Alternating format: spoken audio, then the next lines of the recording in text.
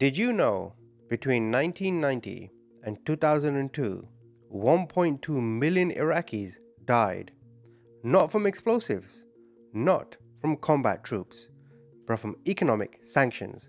And of those 1.2 million who starved to death, 600,000 were under 5.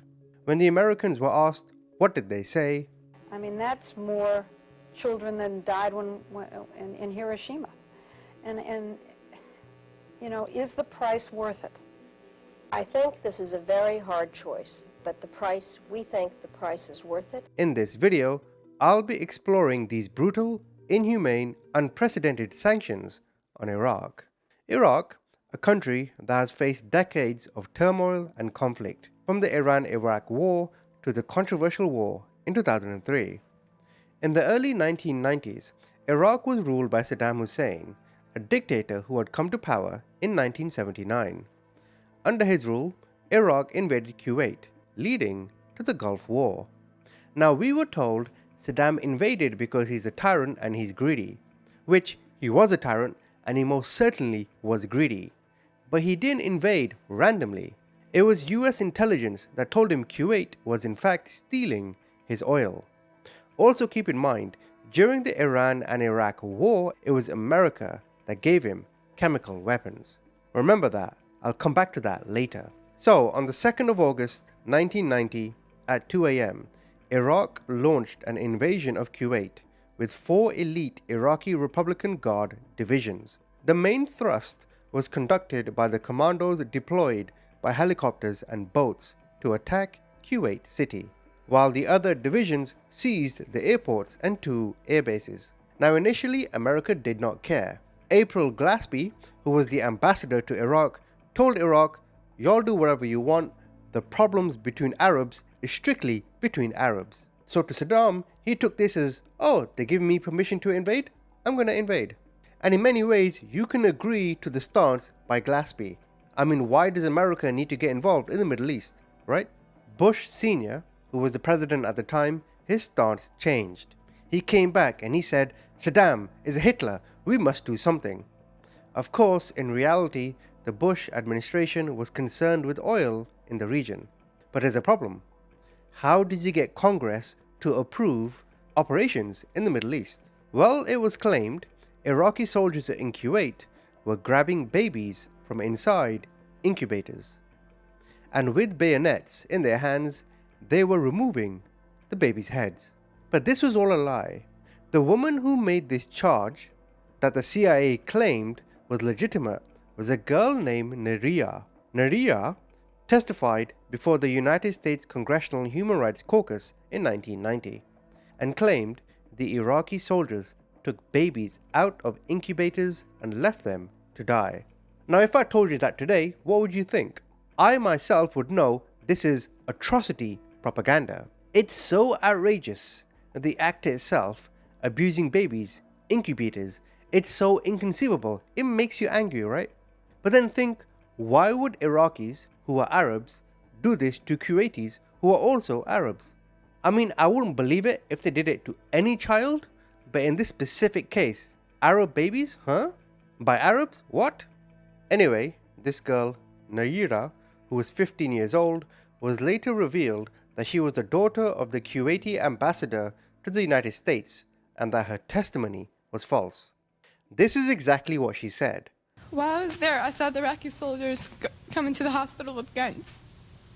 They took the babies out of the incubators, took the incubators and left the children to die on the cold floor. So, taking this testimony, George Bush Sr. used this as an excuse to go to war. And this is Operation Desert Shield, or Desert Storm. So America went in and proceeded to bomb Iraq. They dropped more tonnage of explosives in that 5 weeks than were dropped the entire period of World War II, including the nukes in Japan. They threw explosives on hospitals, on police stations. They blew up pharmaceutical factories and even factories that made baby formula. The US Army was actually experimented with bunker busters and launched them onto the ground to take out civilians, which of course took the lives of civilians hiding in bunkers trying to avoid all the explosives. You had sarin gas, mustard gas, uranium was everywhere in the air. And I want to ask you a question. What's your thoughts on this? If Saddam made the mistake of invading Kuwait, should the Iraqi people be collectively punished for it?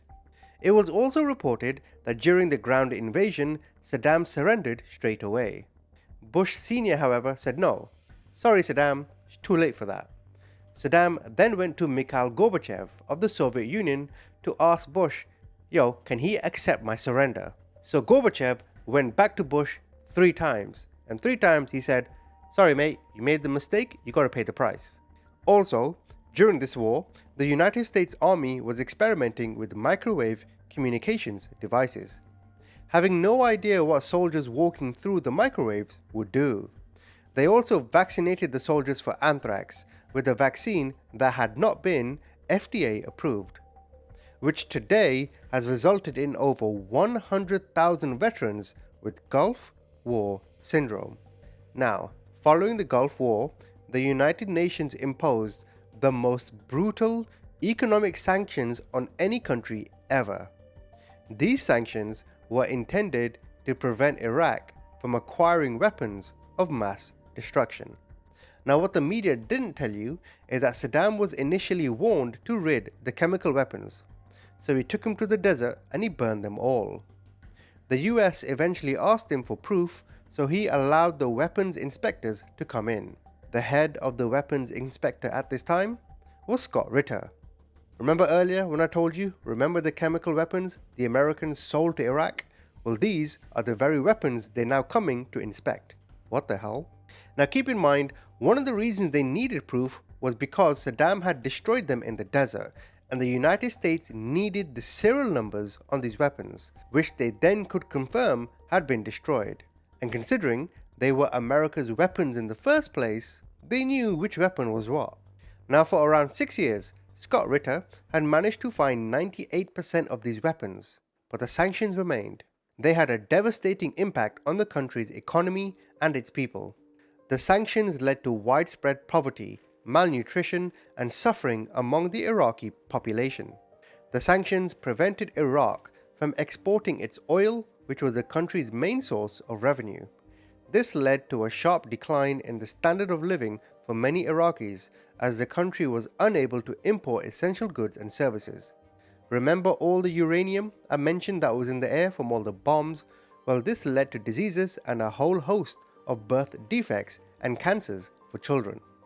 No food or medicine was allowed in at all. Babies were crying to death.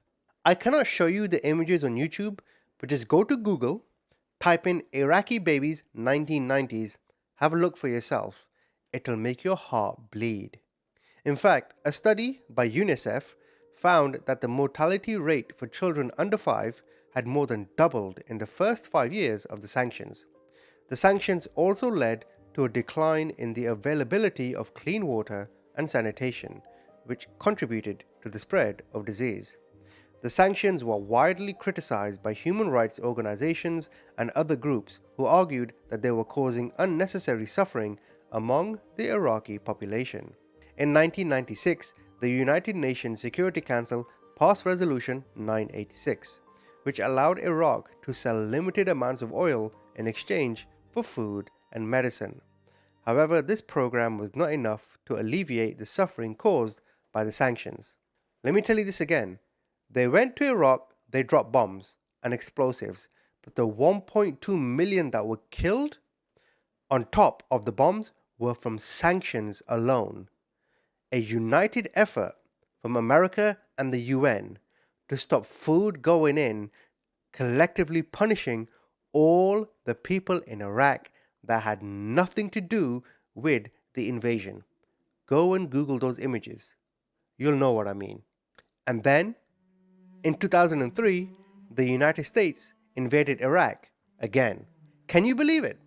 Think about it. From 1990 to 2003, at this point, bombs, sanctions, no food. In fact, they even said after a while, Okay, we'll give you food, but give us your oil. Like, how egregious is that? Saddam obviously was a tyrant. Saddam was a very, very, very bad man. But I'm not here to advocate for Saddam. What about the babies? You kill the babies. And then you wonder why the Middle East is apprehensive about America. The 2003 Iraq War, which lasted for 8 years, led to the overthrow of Saddam and the establishment of a new government in Iraq. The war had a significant impact on the lives of the Iraqi people. It led to the displacement of millions of people, as well as the loss of thousands of lives. The conflict also had a devastating impact on the country's infrastructure and economy. In the years following the war, Iraq has faced numerous challenges, including political instability and the rise of terrorist groups.